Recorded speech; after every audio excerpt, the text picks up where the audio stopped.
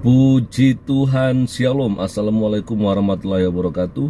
Om Swastiastu, Namo Buddhaya, salam kebajikan dan salam cinta damai dari saya, Perianto Zamasi. Nah, teman-teman, Bapak Ibu, saudara-saudari dimanapun berada pada kesempatan siang hari ini, saya akan bagikan kepada kita semua teman-temannya bagaimana seorang Ustadz Suparman Abdul Karim ya memberikan tanggapannya mengenai seorang Rocky Gerung ya yang beberapa waktu yang lalu melakukan penghinaan terhadap Pak Presiden kita Pak Joko Widodo ya, di mana kemarin itu saya juga sudah bagikan bagaimana seorang Egy Sujana yang memberikan pembelaan atau dukungan kepada seorang Rocky Gerung karena beliau mengatakan bahwa apa yang disampaikan oleh Rocky Gerung itu bukanlah penghinaan terhadap Pak Jokowi, tapi itu adalah sebuah kritikan dan wajar ya disampaikan kepada seorang Pak Joko Widodo ya sebagai seorang presiden. Tapi pada kesempatan ini saya lihat teman-teman ya bahwa Pak Ustadz Suparman Abdul Karim ini tidak tanggung-tanggung ya menyampaikan bahwa apa yang disampaikan oleh seorang Rocky Gerung itu bukanlah sebuah kritikan, tapi jelas-jelas itu adalah sebuah penghinaan. Ya, bagaimana? Mari kita akan melihat saja bagaimana yang disampaikan oleh Pak Ustadz Suparman Abdul Karim di sini, dan ini dia videonya. Rocky Gerung itu tidak akan mampu mereduksi kewibawaan dan kesuksesan Pak Jokowi. Dia sangat sadar itu. Buktinya dia sampai menghina, bukan mengkritik. Atau sudah tidak mampu lagi mengkritik Pak Jokowi. Cuma sebenarnya ia sedang mensabdakan dirinya di hadapan para pembenci Pak Jokowi. Rocky adalah simbol artikulasi bagi para pembenci Pak Jokowi. Sehingga Rocky diterima, lalu dipuja-puja, lalu kata-katanya diterima seolah firman dan sabda. Dia dipakaikan peci, lalu didaulat ceramah di masjid-masjid. Ada yang berharap ia segera menjadi mu'allaf agar setiap kata-katanya bisa disakralisasi. Itulah Rocky Gerung. Dia hanya laku di tengah-tengah pembenci Jokowi. Adapun pembenci Jokowi menganggap perkataan Rocky Gerung bagaikan firman dan sabda. Ini menggelikan sekali. Salam waras, salam cerdas, jangan pernah mau dibodohi. Nah, sekarang kita akan membicarakan tentang bagaimana attitude Pak Jokowi sebagai seorang kepala negara ketika dikritik. Beliau menjawab semua kritikan dengan kerja yang nyata. Dan beliau tidak pernah berhenti kerja untuk rakyat Indonesia. Bahkan kritikan, nyinyiran Rocky Gerung pun beliau anggap itu persoalan yang biasa. Beliau tidak mau menghabiskan energi untuk meladeni nyinyiran Rocky Gerung. Terlebih lagi apa yang dilontarkan oleh si Rocky itu kan bukan kritikan. Lebih merupakan sebuah celaan dan cacian. Bagaimana kita menyikapi orang yang mencela dan mencaci? Menurut etika agama saja sudah jelas diktumnya. Allah Subhanahu wa ta'ala telah berfirman, ya ayyuhalladzina amanu la yaskhar qaumun min qaumin asa ayyakunu khairam minhum. Ayat ini telah memberikan rumus bagi kita semua. Mustahil orang yang menghina akan lebih mulia dari yang dihina. Mustahil tukang nyinyir, tukang mencela akan mendapatkan kemuliaan melebihi orang yang dicela. Ayat ini menyadarkan kita semua, orang yang dihina, orang yang dicela adalah orang yang lebih baik daripada orang yang menghina. Justru sebetulnya semua celaan yang dilontarkan kepada Presiden Jokowi sedikit pun tidak mereduksi kemuliaan beliau. Sedikit pun tidak menurunkan kewibawaan beliau. Justru pada kenyataannya beliau makin terhormat, makin mulia, dan Allah gerakkan orang-orang yang sadar untuk membela beliau demi membangun Indonesia maju. Adapun memang ketika kita merespon nyinyiran atau ujaran kebencian, kan sudah ada slogan yang sangat terkenal. Anjing menggonggong, kafilah tetap berlalu. Atau dalam bahasa sederhananya, Rocky Gerung nyinyir, kinerja Pak Jokowi semakin bergulir. Rocky Gerung nyolot, kerjanya Pak Jokowi makin hot demi Indonesia maju. Baik, sekarang bagi pihak-pihak dalam tanda kutip oposannya Pak Jokowi atau oposan pemerintah, hendaknya menggunakan cara-cara yang cerdas ketika mengkritik.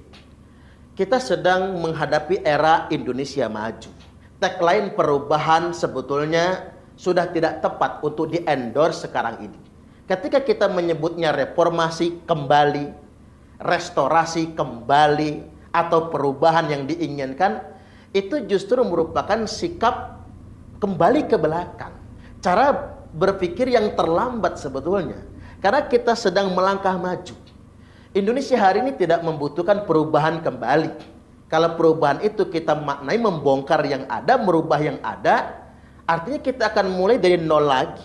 Yang kita butuhkan hari ini adalah melanjutkan program yang sudah baik demi menyongsong Indonesia maju di tahun generasi emas tahun 2045 nanti.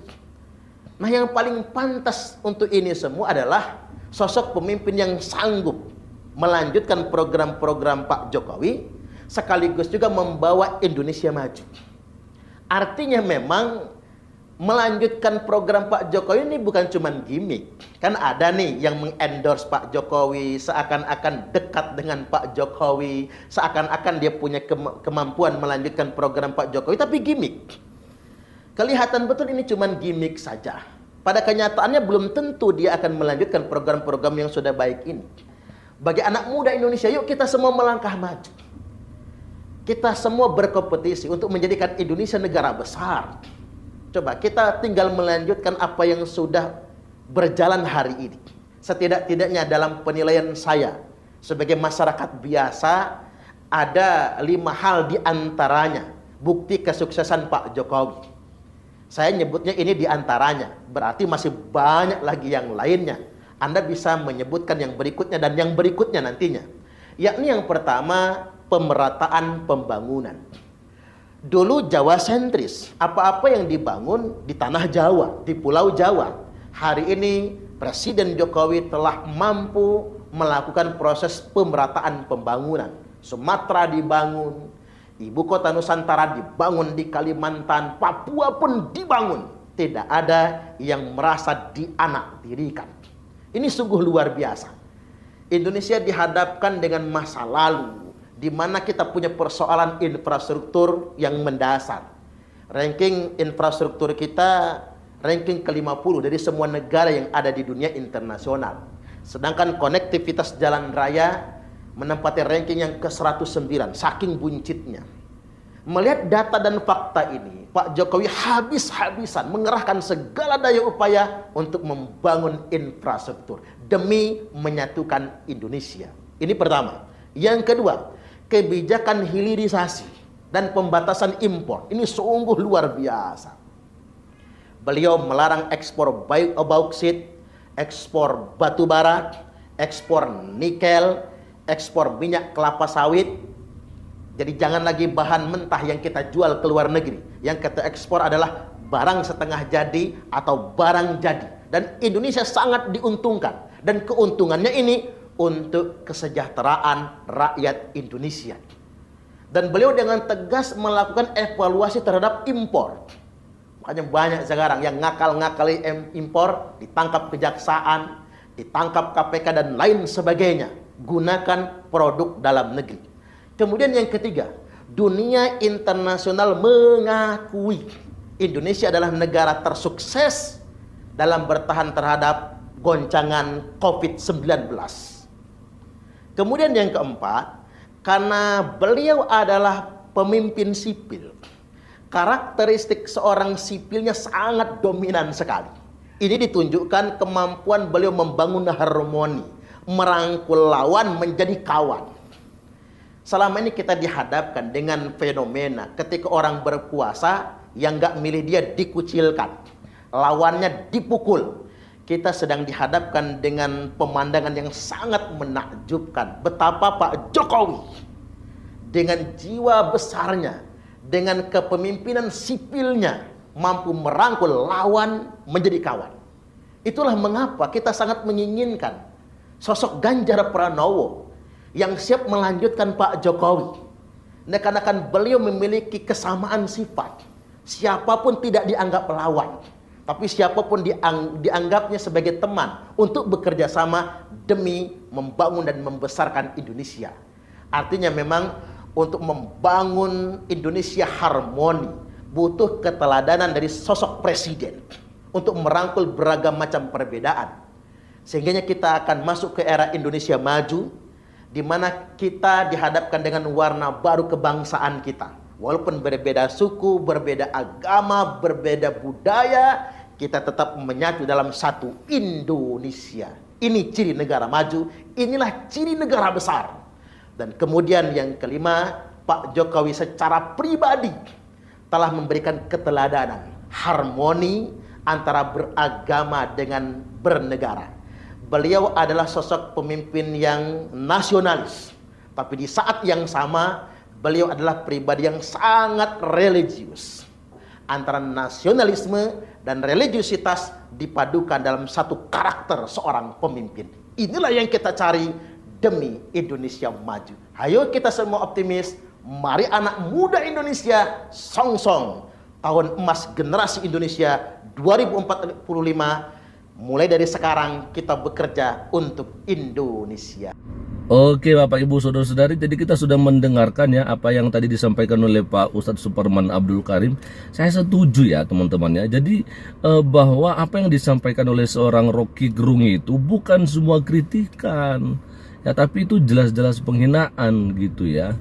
Artinya kalau kritikan itu tentunya seorang Rocky Gerung nggak meneriakan Pak Presiden itu ya bajingan tolol. Itu saya pikir kalau dia ya meneriakan Pak Jokowi seperti itu, berarti itu karena memang dia sengaja menghina, merendahkan Pak Presiden kita. Ya harusnya kan kalau memberikan kritik ya udah panggil nama aja. Ya kan, jangan sampai bilang bajingan, tolol dan sebagainya. Masa seorang presiden dikatakan begitu ya kan? Ya nggak mungkin lah, itu benar-benar nggak ada etika lah. Jadi saya pikir perlulah belajar ya. Baik juga seorang Egy Sujana dalam hal ini harus membedakan lah ya. Soal hukumnya itu nanti, tapi masalahnya bagaimana yang disampaikan oleh seorang Rocky Gerung itu benar-benar bukan seperti tapi memang itu adalah sebuah ujaran kebencian gitu ya. Saya pikir seperti begitu ya. Jadi udahlah mendingan ya seorang Rocky Gerung ini klarifikasi lah ya, klarifikasi, minta maaf ya, dan sekalipun itu tetap saja ya Anda juga harus berhadapan dengan hukum ya. Kalau itu benar-benar nantinya melanggar undang-undang, apalagi undang-undang ITE ya, maka mau tidak mau memang Anda harus siap untuk ditahan. Saya pikir seperti itu ya. Saya setuju dengan apa yang disampaikan oleh Pak Ustadz Suparman Abdul Karim di sini. Oke, selamat siang. Tuhan Yesus memberkati kita semua. Shalom. Assalamualaikum warahmatullahi wabarakatuh. Om Swastiastu, Namo Buddhaya, salam kebajikan dan salam cinta damai dari saya, Perianto Zamasi.